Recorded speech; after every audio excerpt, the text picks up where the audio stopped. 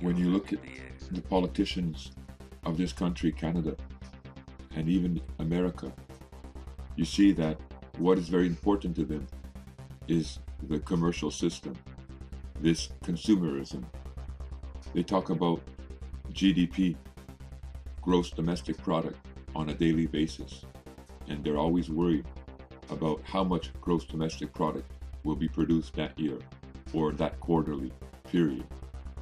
And it's all about economics. The primary function or operation of this system that we seem to be stuck in is not about human rights and fundamental freedoms. It is about and only consumerism. Consumerism is what they call you going out and buying articles, buying material goods, whether it's through cash purchases or through credit purchases. But the object of the system is that it will remain in function, it will grow, it will continue in operation as long as there is individuals, persons in the system that are consuming from it, that are taking from it, that are using it. Natural law, in natural life, we learn that to consume is something that is part of life. In order to survive, I need to consume, whether it be plants, vegetables, fruits, or whether it be animals, or both of them. I need clothing to survive the weather. I need a house, a shelter to survive the elements. In needing such things, I need to consume, I need to use the elements and that which nature offers me. Some men back in the day saw that this natural action of consuming could be taken, seized upon, and turned into a commercial capacity, into a capital capacity. During World War II, there was a very big boom in the production industry within Canada and America. The needs, the material needs that the war machine, Great Britain and America and their allies had, were being fulfilled by companies that were erecting, coming into being within Canada and America, and producing these material needs for the army. In turn, these companies were making a lot of money. These companies were getting paid from the Canadian government or the American government for the products that were being produced. The owners of these companies were making a lot of money. Their employees were making money. At the time, it was mainly women that were working in these companies. The men were off to war. But nevertheless, this is when the boom, this is when production started to increase greatly within America and Canada, and men began to realize the power behind capitalism, the power behind product and consuming.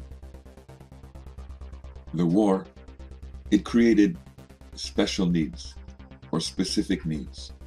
The materials that were needed to fight the war were basically only needed to fight the war. As the Allies won World War II and there was a surrender of the German forces, a lot of the companies that were manufacturing the goods for the army, for the Allied forces, now no longer had, if you will, people or companies that were willing to buy their products.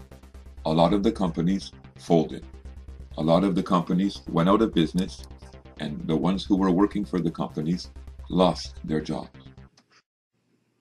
For many generations now, the system in operation, the government structure, and everything attached to it has a primary focus of capitalism, a primary focus of consumerism. The laws, the enactments, the statutes that they have passed and that they try to apply against human beings to govern us have only the intention to increase this commercial system, to increase the capacity and the production of this commercial system. They are rules and regulations that try to place us and control us specifically within this system. There are those who have created this system and who actually stand with this system, who believe that there is a possibility or the expression of perpetual growth within this economic commercial system. They believe that it is possible to have expansion at a rate that does not stop. This is unnatural. We know, just as we look into nature, that everything has a plateau. Everything has a point to which it reaches a maximum capacity. Then the natural law of contraction or deterioration sets in. This is the same example that we see presently happening with this economic commercial system that men of old tried to create and that we are stuck in right now. This system, this commercial system, the structure thereof, the operation, the power behind it was done with intention. It was done with motive of heart because it allowed the few, the ruling elite, to profit above and beyond everybody else. While you constantly hear that if you strive and if you work hard, you can succeed, you can achieve, like the ruling percentage, it is not true. Just look at your own country and you will see that the majority of those in your country are living under the elite, are living not within wealth. They are living just above poverty, struggling to make or earn a living. This is proof enough that the system does not work, that this system is only in operation or in function for those who are the ruling elite.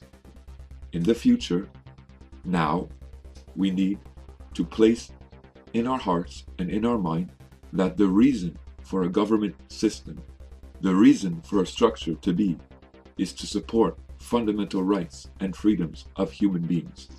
It's not to make profits for a few individuals. It's not to make profits for corporations, but government is supposed to be there for us, the human beings. We, as a nation, need to arise. We need to wake up. We need to be shaken from our slumber and to realize that the motives and the actions of the majority of the political leaders of our countries are failing us and are against our human rights and fundamental freedoms, while it was their obligation to respect and to promote our freedoms here in these lands. They have failed, and they are abusing their human beings that are upon this land through their powers, through their regulations, and through their laws. This is not acceptable. Being charged with corruption, spiritual corruption, and evil, wicked thoughts and intents of the heart to control a man or a woman, to render them a subject and a servant, a slave to a commercial system, thereby removing their natural God-given rights. That is the accusation that lays against every heart, against every soul that is participating, that is supporting this commercial, corrupt system. From the beginning, the intention of this system is very clear.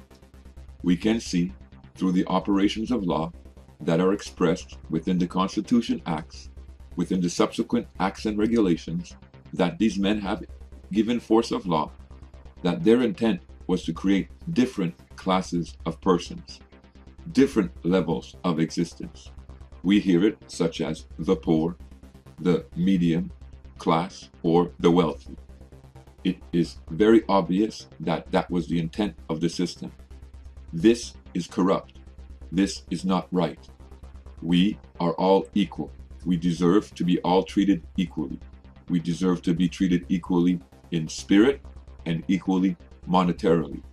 Since this system cannot provide that structure for us men and women, then it is inevitable that this system must go and be replaced with something that is for men and women and not for the profit of the few ruling class.